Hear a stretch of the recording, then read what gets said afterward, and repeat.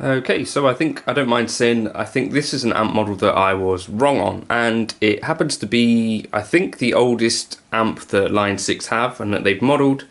It's based on the Gibson EH185, the Stone Age 185. Now, this is like the flip top amp. I think it was initially paired with a lap steel guitar. Yeah, so a super vintage amp. It's not really that similar to other things in the Helix, and I thought this might be, when I did the video about some of the worst amps that I've never tried in the Helix, sort of tongue-in-cheek, only really the worst amps because I've not really got any experience with them. I made a mental note of this Stone Age 185 because I noticed that it was giving me these kind of raw tones. Someone like Charlie Christian would have been using one of these, and I think Josh Homme still uses one of these. Sort of a really vintage amp. The first thing for me that's important though is to get away from the stock cab, which would be the field coil. I'll just show you what that would sound like. It's a different design of speaker, so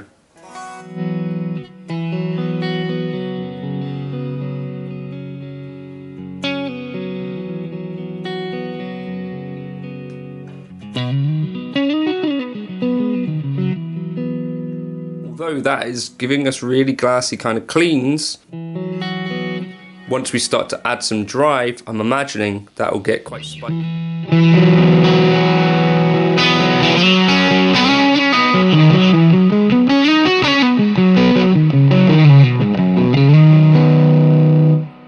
Kind of. So that was one change that I made quite quickly. So if we come back to my clean tone, I thought, what if we put this through like a Vox type speaker, so 2x12 silver bell with a 57 dynamic.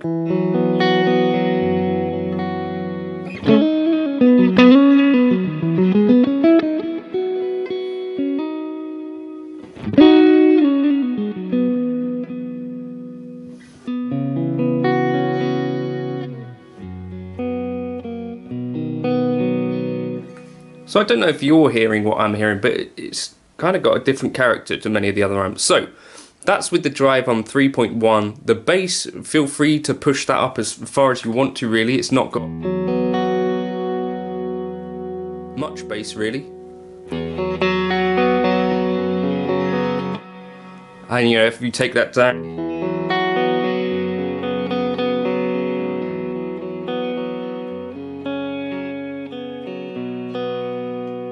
by default that would be at 5.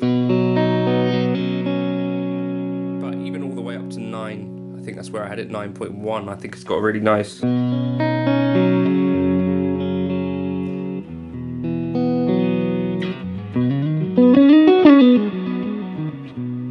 full kind of tone for that clean stuff. Mids I'd keep at 5. I don't think the real amp has a mid control, so for authenticity you should have that at 5. And then again the treble, feel free to chuck that all the way up for this kind of chime stuff.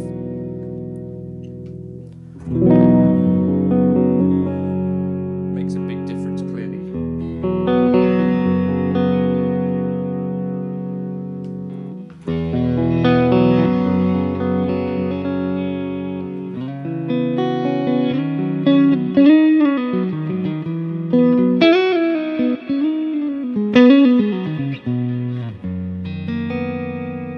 Okay, and then what else we got? The presence at 3, sag at 5 here. I've made some changes for the lead tone, but so yeah, that's all I've got going on in that preset. Really straightforward, 57 dynamic, 1 inch away, reflections at 34%, and I boosted the silver bell. I did this in the DAW. I created this preset, which is not usual for me, so you may want to take that back down.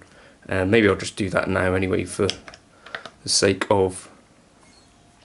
Yeah, and I've just got glitz reverb there because I wanted it to sound pretty. I guess if we bypass this and dig in.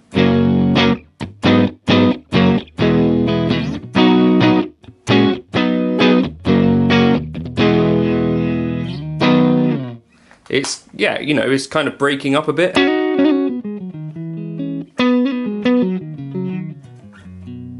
But you can hear it's got this raw element to it.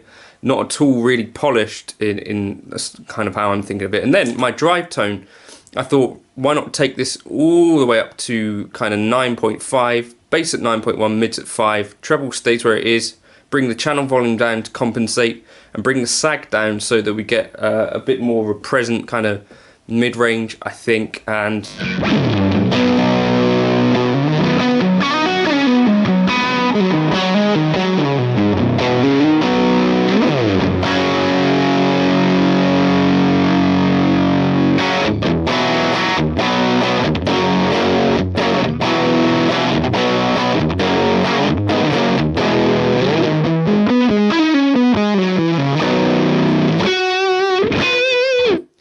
huge, I think, big vintage kind of sound. I've put a red squeeze in front of here just to boost the front of the amp as well.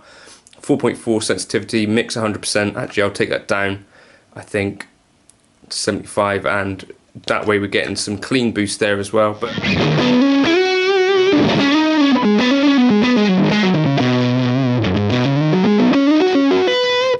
and I didn't want to use the normal kind of high cut thing because I think part of what I like about this is this raw nature of what's going on. So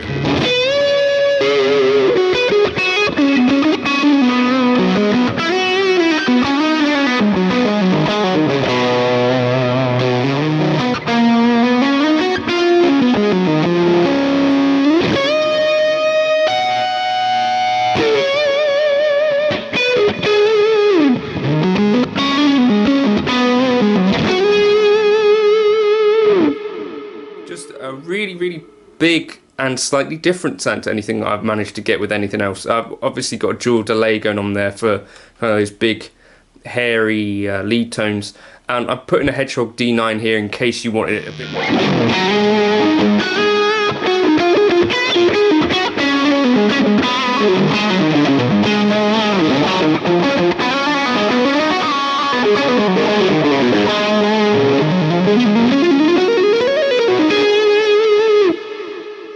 But, you know, clearly this is a very capable model that can do...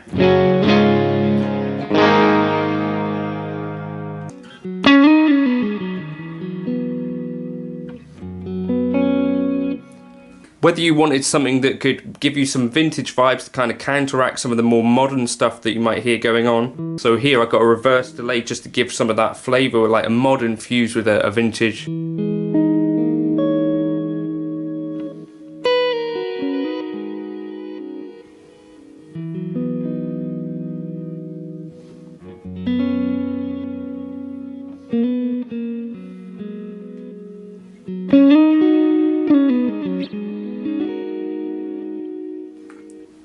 Just a really, really responsive amp model, and I think one that's worth experimenting with. So as I say, drive, I've taken that down to 3.1 with this Strat. Bass, chuck that up nice and high for big full tones, and the treble as well for some of that chime.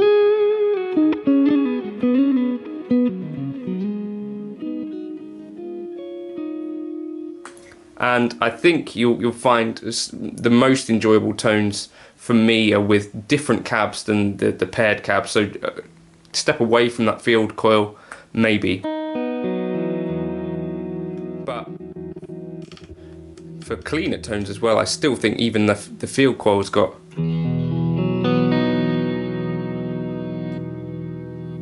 a sound.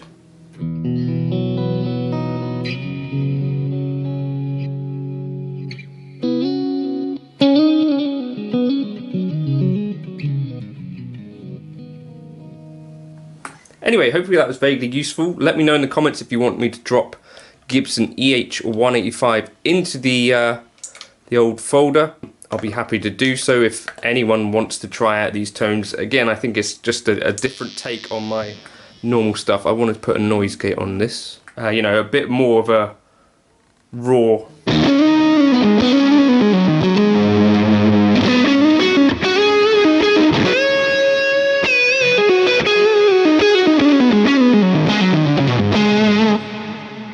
Vintage style lead tone, you know, obviously that's probably too much delay and reverb for most of you.